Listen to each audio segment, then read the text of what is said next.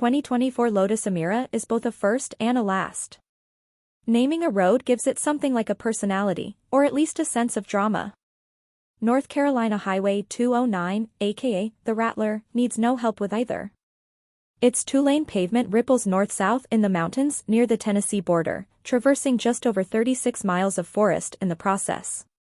When it's not shimmying along cliff edges or rappelling into a tight ravine, 209 is shotgunning through narrow valleys dotted with churches and plots of corn.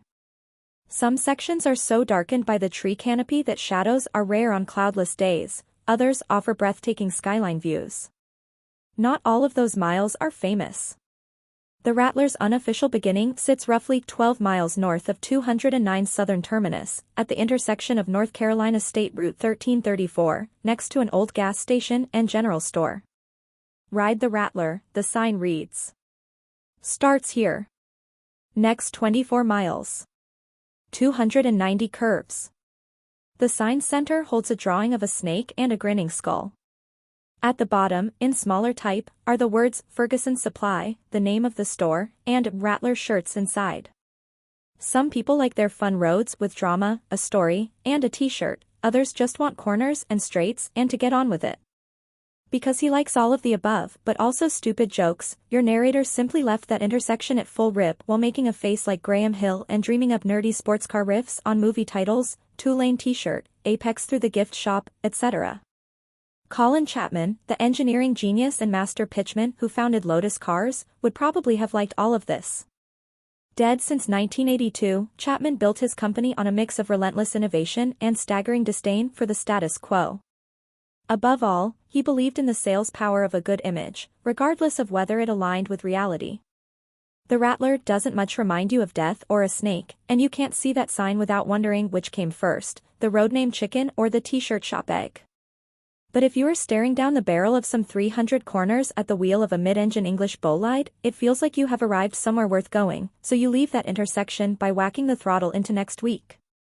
Lotus won't admit this directly, but the Emira is almost certainly a stopgap, the first new sports car model developed in the wake of the brand's 2017 acquisition by Chinese carmaker Geely, which also owns Volvo.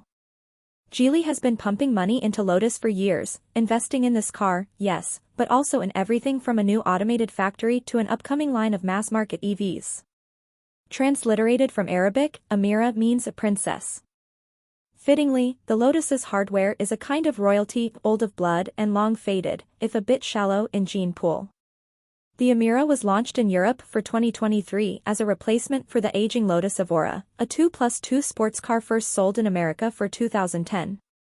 The former's bonded aluminum spaceframe is an update of the latter's, which makes it a kissing cousin to the chassis used in Lotus's smaller Elise, a model sold on our shores from 2005 to 2011 and with a platform rooted in the 1990s.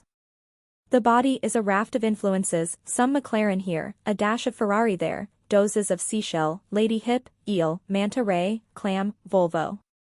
No reasonable person who has been under an Evora will stick their head into an Emira's wheel well and think the two cars are anything but siblings.